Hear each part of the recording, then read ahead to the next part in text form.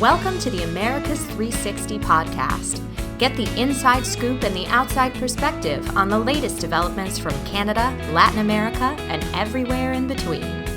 Americas 360 is a production of the Woodrow Wilson International Center for Scholars.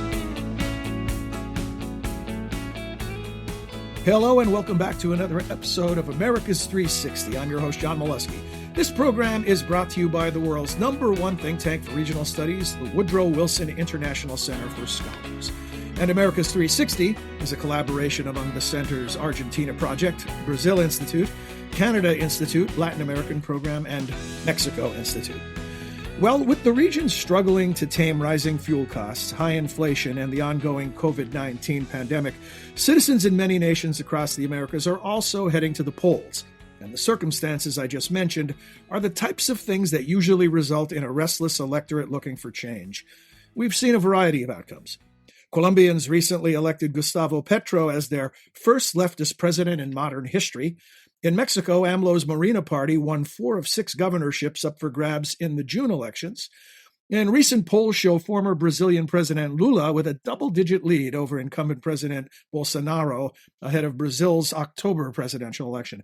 There's lots to sort out, but we have the panel to do just that. Today, we'll ask our experts to analyze how current economic conditions are affecting voter preferences across the Americas and what this changing political landscape means for the U.S., the region, and the world. So please say hello to Wilson Center Distinguished Fellow Cindy Arnson.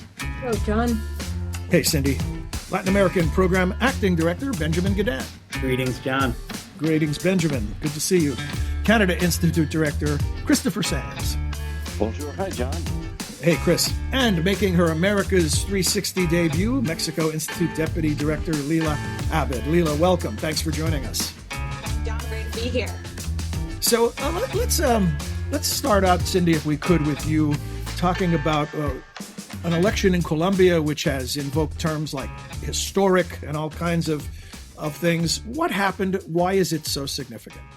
Well, it is a historic election. This is the first time in Colombian history, basically, that a person of the left has made it all the way to the presidency. This was the 3rd attempt by Gustavo Petro, and he, in the last weeks of the campaign, faced a really kind of surprising and also unprecedented challenge from someone who was really unknown in national politics, Rodolfo Hernandez, who had a single theme of his campaign, anti-corruption, and who just took off and bumped the traditional party's, front runner, the person who everyone thought would go into this second round, just knocked him out of the running. And the reason I think, and poll after poll has shown this, not only international polls, but also domestic Colombian polls, people are just fed up with the status quo, with the traditional elites. They have suffered so many reversals, economic reversals, social reversals in one of Latin America's most unequal countries. And I think it was the added weight of the pandemic on top of grievances that had been accumulating for a long time. And we saw in the protests in late 2019 that just caused an overflowing cup. And it was sort of anybody but a face that we know. Yeah, I guess the one party you don't want to be associated with is status quo these days. It seems as if that is a losing proposition.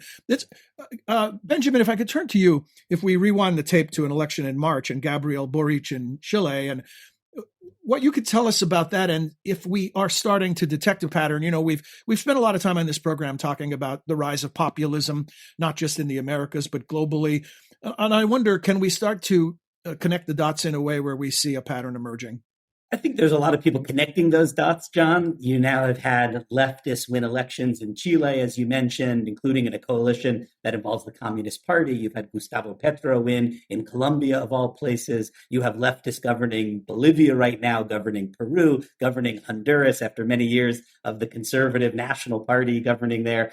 So you have the makings of what appears to be an ideological shift in the region. I might argue, actually, though, that the bigger factor is what Cindy has alluded to, which is a general generalized discontent throughout Latin America. And I think you see that because when some of these leftists do take office, they have very short honeymoons. They often perform poorly in the midterm elections. That occurred in Mexico and in Argentina in recent years. Heavy is the head that wears the crown. That's always true. Right now, it's just an impossible task. Yeah. Alila, now, when we look at results in Mexico, we see some contradictory outcomes, right? Incumbents losing, but losing to people who represent the ruling party. How do you make sense of this? That's right, John. And I think what Benjamin just said that, populists, especially leftist leaders, tend to have a short honeymoon period. In Mexico, AMLO's approval rates just continue to grow. And the Morena, the governing party, has solidified really its governing power in these past elections. Morena flipped the governorship in Hidalgo, Oaxaca, Quintana Roo, and Tamaulipas, which ultimately means that the Morena-led coalition now governs 22 of Mexico's 32 states, which ultimately shows that it controls more than 60% of the country. And I think the overwhelming support for Morena demonstrates the continuing voter rejection of traditional parties, but also an enthusiasm for the president and his political agenda. But the most interesting part to me, John, is that things don't look great in Mexico. I'm going to throw out some numbers for our audience, so bear with me a little bit. But the Mexican economy shrank 4.5% in 2022 as the pandemic, hit factories, businesses, households. It was the worst contraction really since the 1994 tequila crisis. And the Mexican economy is really only expected to grow around 2% this year. Insecurity rates have spiked, more than 100,000 homicides in the first 3 years of the AMLO government. 12 journalists have been assassinated so far in 2022. Femicides have increased substantially. And according to INEGI, poverty has increased from 43.2% in 2016 to 43.9% in 2020. So despite the economic, security, social challenges that persist in Mexico and have honestly worsened in many instances under the current administration, it seems that voters do not blame AMLO for the shortcomings. To answer your question, Mexico sort of seems to be an outlier in the sense that AMLO really just remains extremely popular. His approval rate's around 54 to 58%. And that's really it's not really surprising that Morena captured the majority of the governorships. If we think about it, Morena is AMLO and AMLO is Morena. Mexican citizens are voting for the president, not for a political party. So as long as AMLO continues to be the sole unifying factor within Morena, and as long as he maintains high levels of support, Morena will continue to win election. And I would just end on one note, and what this really means for Mexico's democracy going forward. It is quite interesting, John, in my opinion, because Morena is establishing itself as a single party state with power concentrated in one person, similar to kind of what happened during the 71-year rule, of the PRI, which AMLO ironically despises and blames for most of Mexico's problems. So again, I think AMLO is an outlier in that he seems to be immune from criticism, but it also comes at the detriment of the country's democracy and economic well-being. Back to you, John. Lilo, a quick follow-up on that 66% control by Morena. Historically, is that unusual for one party to have so much domination? It is unusual at the governorship level, right? In the Congress, Morena doesn't have the 2/3 majority it needs to pass the constitutional reforms that AMLO is still hoping to get approved in the last 3 years of its administration.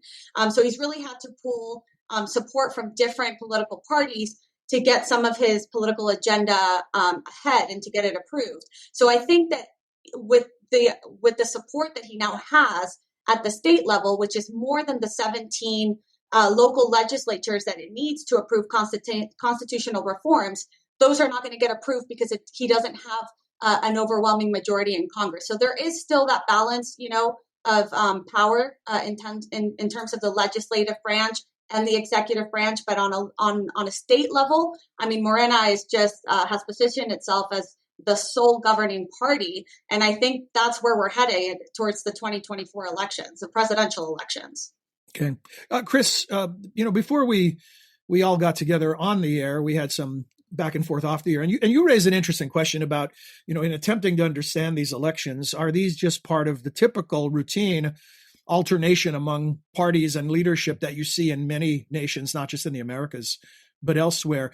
Could you share your thoughts on that? This is one of the things that I always want to understand about Latin America and Canada. So what we're used to in Canada is that people get tired of the party in power and they go to the other party. I mean, there's kind of a sense that some change is just routine and a sign that democracy is working.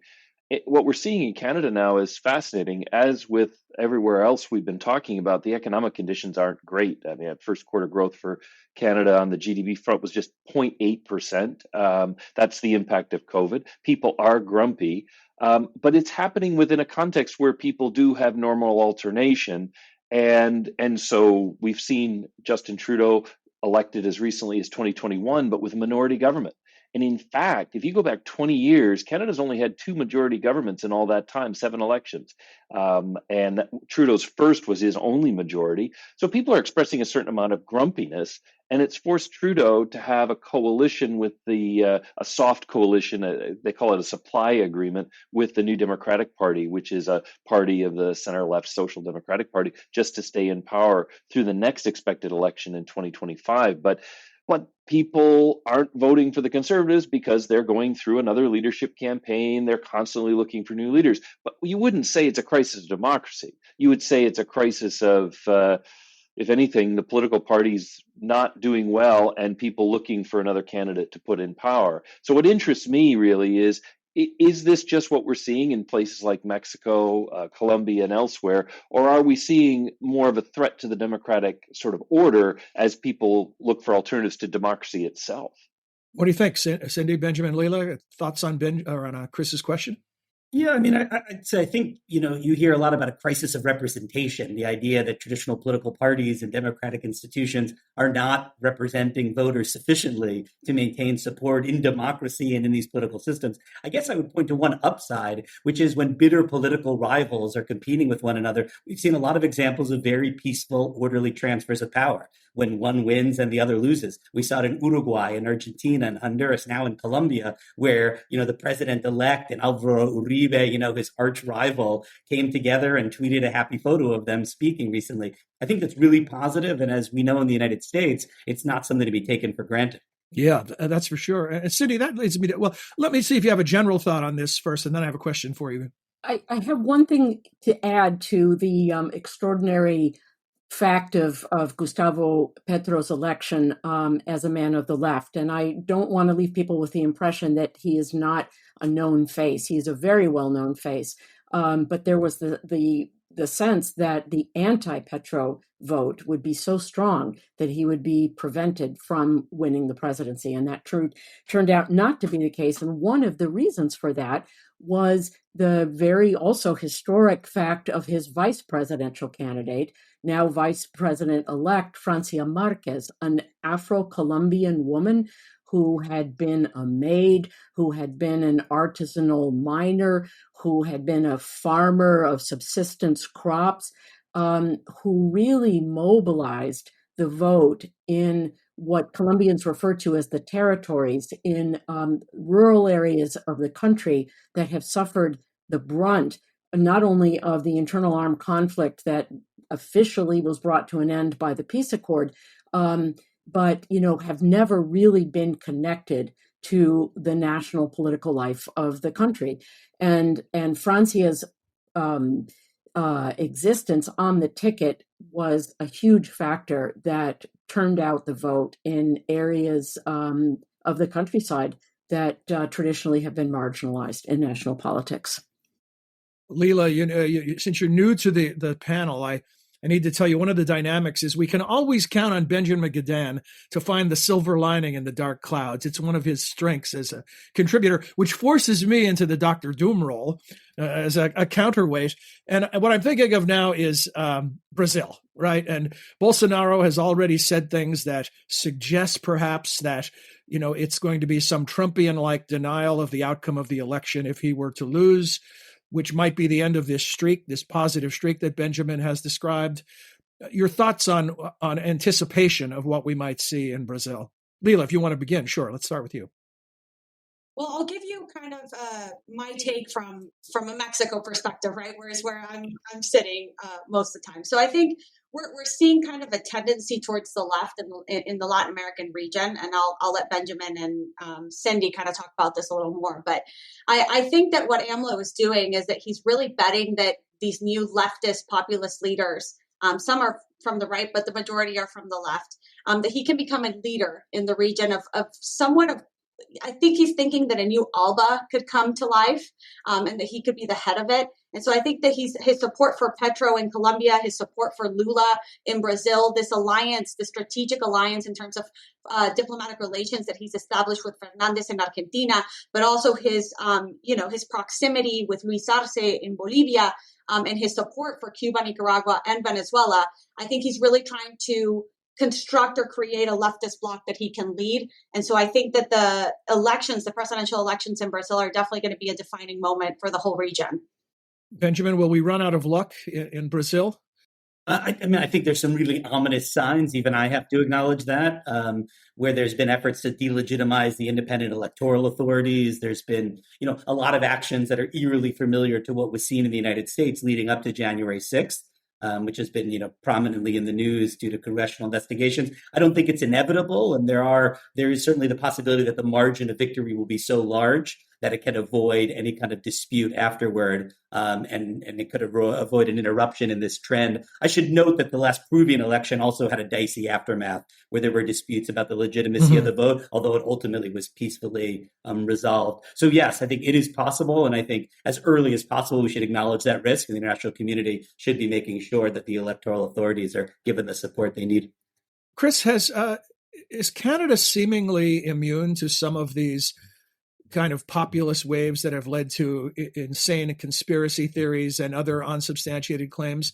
Is there something about the system in Canada that makes it more resistant to that type of politics? Well, it's true, John, that maple syrup makes everything sweeter. But as we saw with the Canadian truck driver protests, and they're coming back. This is Canada Day weekend coming up as we record this, and they're making another sort of drive through Ottawa. So we have seen that, and it leads me to kind of ask a question, maybe of the panel again, which is, is it political parties that are going through a crisis, not so much democracy? Because we've certainly seen the weakness in Canadian parties, and I think arguably American parties as well. I know, Cindy, you've looked at this. Let me throw this to you first, not to usurp your role, John. No, that's a terrific question, Chris. Sure. Well, parties are really held in low esteem, I think, throughout Latin America. When you look at the surveys that ask people to rank the institutions that they trust or that they respect, political parties are usually at the bottom. Towards the top are things like the church, the armed forces, but rarely do political parties gain support. And that shows that, like, this extreme volatility of politics, where there are these new coalitions that form oftentimes around a particular individual, as we've seen in the Peruvian case. But, just to go back, though, to something that Leila was commenting on, I think it's really important to distinguish between the different kinds of left in Latin America.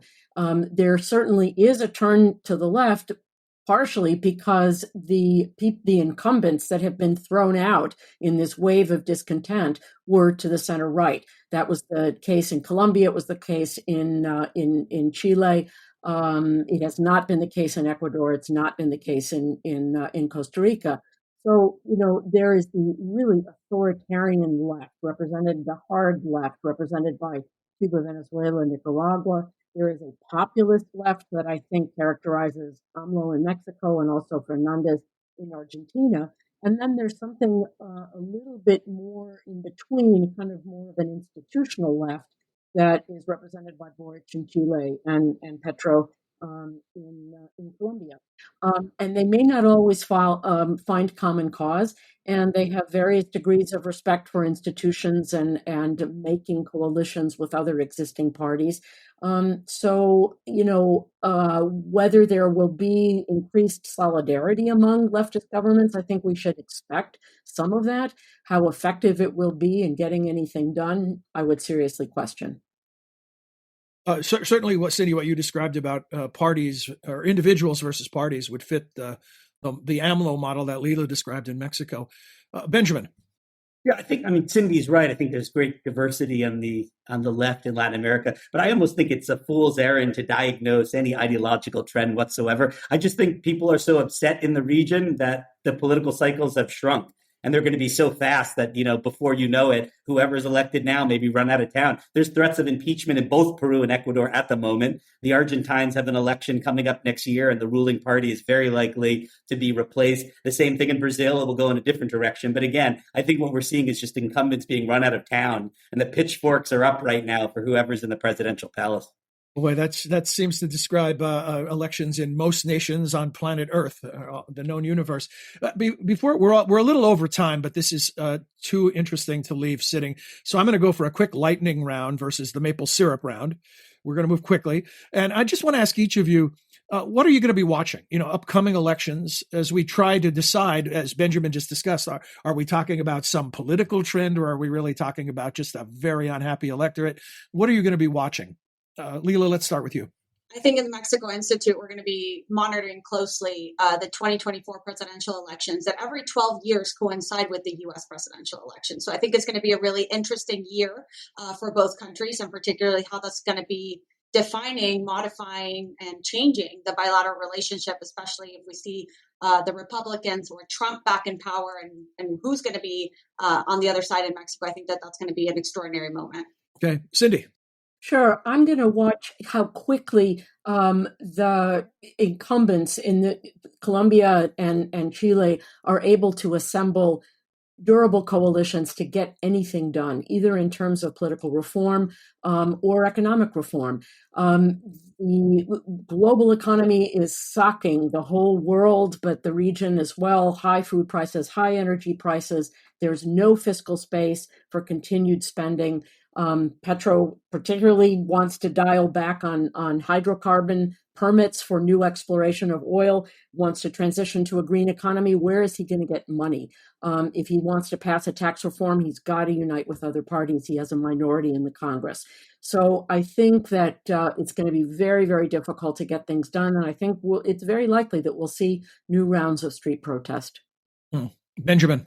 Look, in Latin America, Brazil is always the 800-pound gorilla. And so if, in fact, former President Lula, as we expect, is reelected, how he performs will make a huge difference to see if these kind of coalitions that Cindy and Leila had referenced really start forming. If there is kind of a new movement of solidarity and coordination on the Latin American left, it will be almost entirely dependent upon Lula being elected again and succeeding. And, that second part is certainly not guaranteed. Yeah, back to the future with a former president, potentially. Chris, you have the final thought on this episode. Well, I think what I'll be looking at is voter turnout. This is one of the things that Canada used to be known for. They had voter turnout in excess of 70, 80% every election, but the trends have been bad. We've seen elections with 40% voter turnout, both at the federal and provincial level, which is historic. And I think suggests that as the political parties are struggling, voters are tuning out. And maybe that's the luxury of being a country that's generally happy, that they can afford to tune out and say, well, the heck with all of them. But I think it's a bad sign for Canadian democracy and ultimately public policy and across the region. If people give up and don't vote, I'll worry about the legitimacy of all of our systems. And if Canada's not safe, then nobody can be, I think. And on that ominous note, I want to thank Cindy, Benjamin, Chris, and Leila for all their insights that they shared with you today, and let you know that this episode of America's 360 was produced by Oscar Cruz, Cecily Fasanella, and Zoe Reed, with the assistance of Tomas Michael, Abby McGowan, and Sophia Schuckner. As always, we want to thank all of you for making us sound good, those of you who operate behind the microphone. We hope you enjoyed today's edition of America's 360 and this discussion, and you'll join us again soon for another. Until then, for all of us at the Wilson Center, I'm John Molesky. Thanks for your time and interest. You have been listening to America's 360, a podcast about the innumerable ties among the nations of the Western Hemisphere. You can subscribe wherever you listen to your favorite podcasts. To learn more about our programs, please visit wilsoncenter.org. And please join us again next time for another episode of America's 360.